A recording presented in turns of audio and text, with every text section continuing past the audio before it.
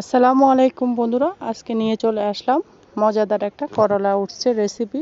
এই গরমে যদি কোনো কিছু খেতে ইচ্ছা না করে তাহলে এরকম তিত করলা ভাজি যদি করা যায় তাহলে মন্দ লাগে না। কিভাবে এই রান্নাটা করেছি সম্পূর্ণ ভিডিও দেখতে থাকো, একটা লাইক দিয়ে।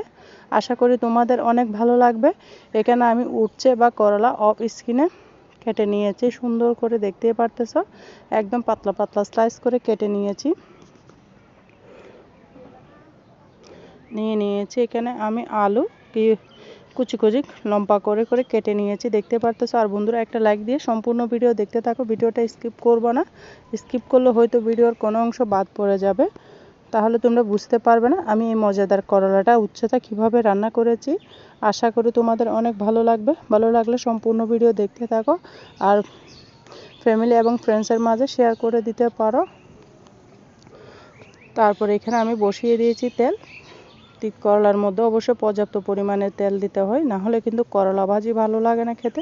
তাই আমি এখানে দিয়ে দিয়েছি রসুনগুলোকে একটু লাল লাল করে ভেজে নিব। লাল লাল করে যখন ভাজবো তখনই সুন্দর একটা ফ্লেভার বের হবে, খেতে অসাধারণ লাগবে।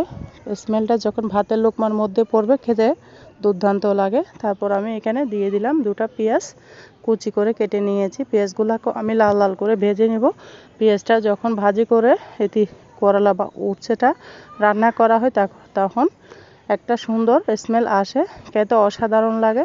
তাই সম্পূর্ণ ভিডিও দেখো, স্টেপ বাই স্টেপ তোমাদের সাথে শেয়ার করব। আশা করি অনেক ভালো লাগবে। ভালো লাগলে ফ্রেন্ডসের মাঝে ফ্যামিলির মাঝে শেয়ার করে দাও। পেঁয়াজগুলোকে আমি সুন্দর করে লাল লাল করে ভেজে নিচ্ছি, দেখতে পারতেছো। আর কে কোথা থেকে আমার ভিডিওটা দেখতেছো ছোট্ট একটা কমেন্টসে বলো, তাহলে তো আমি সবাইকে ধন্যবাদ জানাতে পারবো।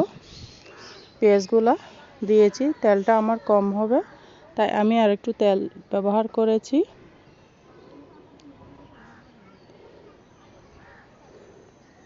ভেজে নিচ্ছে আমি, দেখতে পারতেছো। একটু সময় নিয়ে যখন পেঁয়াজটা লাল লাল করে ভাজা হয়ে গিয়েছে তখনই দিয়ে দিব আলু কুচিগুলো।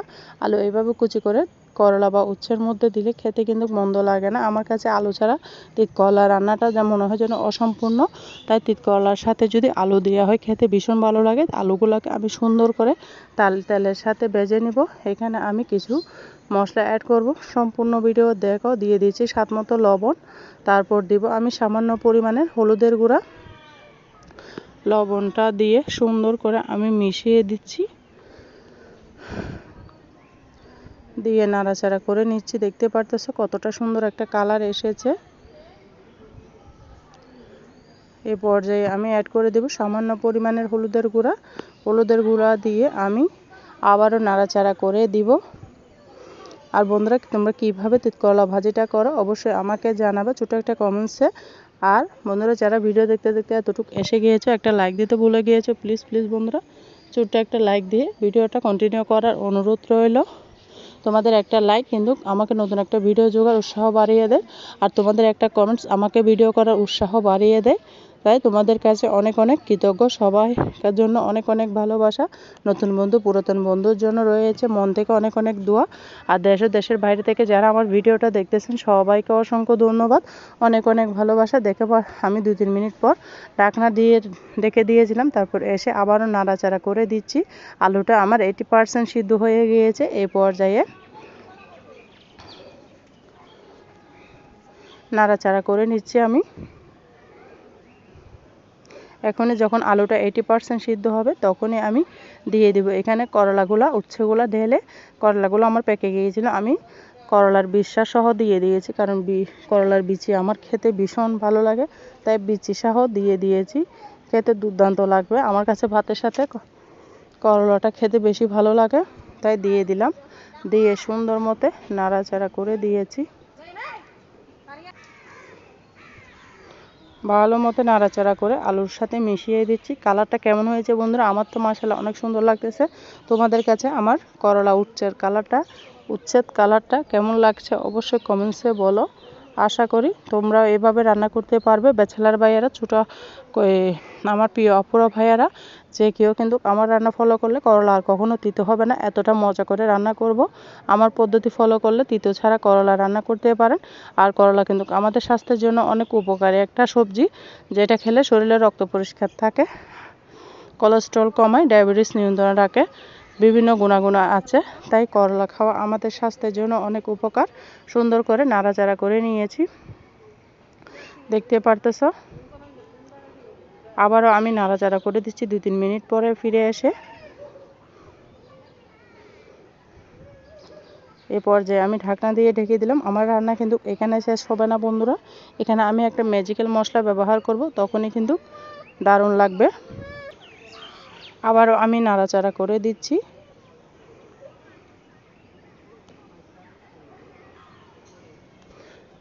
আর কলাটা কিন্তু অনেকক্ষণ পর পর নাড়তে হয়। আমি কিন্তু অফিস কিনেও নাড়াচাড়া করতেছি, তোমাদের সাথেও নাড়াচাড়াটা শেয়ার করতেছি। তাই কেমন হচ্ছে অবশ্যই বলো কমেন্টসে। এই পর্যায়ে আমি অ্যাড করে দিব রান্নার যখন 80% হয়ে যাবে তিতকলার আলু, তখনই আমি অ্যাড করে দিব কাঁচামরিচ। কাঁচামরিচটা দিলে বেশি ভালো লাগবে। তোমরা চাইলে শুকনো মরিচ দিয়ে করতে পারো, আমি কাঁচামরিচ দিয়েছি এই করলা রেসিপিটার মধ্যে। কাঁচামরিচ যত বেশি দিবা তত খেতে ভালো লাগে, বেশি করে কাঁচামরিচ দিয়েছি। আমার কাছে করলা ভীষণ ভীষণ পছন্দ। তোমাদের কাছে কার কার করলা পছন্দ অবশ্যই আমাকে ছোট্ট একটা কমেন্টসে বলবা।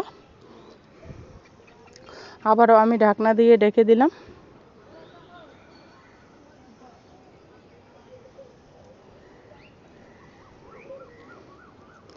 দেখো বন্ধুরা, করলাটা আমার কিন্তু হয়ে গিয়েছে। আর 2-4 মিনিট রান্না করলে একদম পারফেক্টভাবে রেডি হয়ে যাবে। একটা তৈলাক্ত কড়াইয়ের মধ্যে করলাটা রান্না করলে বেশি ভালো হয়। অনেকজনে অনেক রকমভাবে করলা রান্না করে, আমি খুব সহজ ওয়েতে দেখিয়েছি। আশা করি তোমাদের অনেক উপকারে আসবে।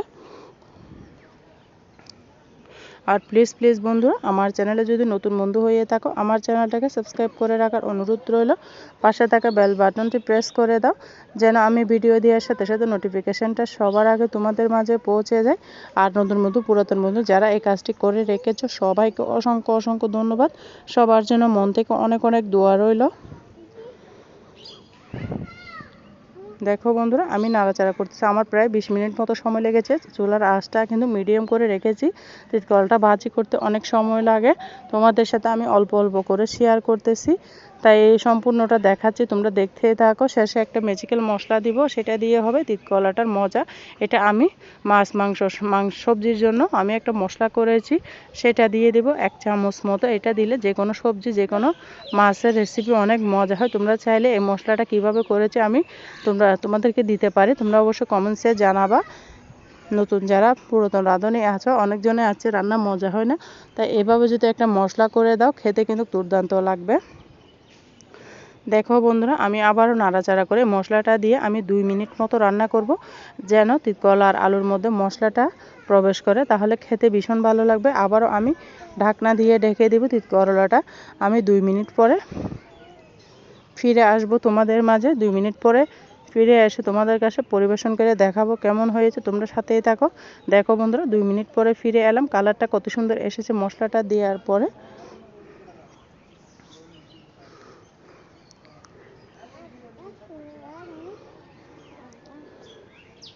এই পর্যায়ে আমি তোমাদেরকে পরিবেশন করে দেখিয়ে দিচ্ছি আমার করলা রেসিপিটা কেমন হয়েছে। দেখো বন্ধুরা, খেতে অসাধারণ লেগেছে।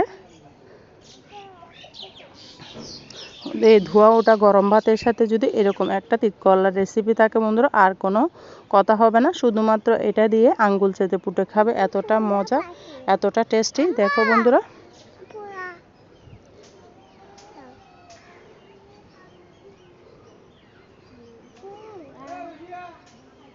দেখো বন্ধুরা কেমন হয়েছে তিতো করলার ভাজিটা। রেসিপিটা অবশ্য কমেন্টসে জানাও। তোমরা আমার কথার মাঝে যদি কোনো ভুল ত্রুটি হয়, সবাই আমাকে ক্ষমার দৃষ্টিতে দেখো। সবাই ভালো থাকো, সুস্থ থাকো, আমার জন্য, আমার পরিবারের জন্য দোয়া করো। পরবর্তী যে কোনো রেসিপি ভিডিও নিয়ে আবার আসবো। আল্লাহ হাফেজ। আসসালামু আলাইকুম রহমতুল্লাহি ওয়া বারাকাতুহু।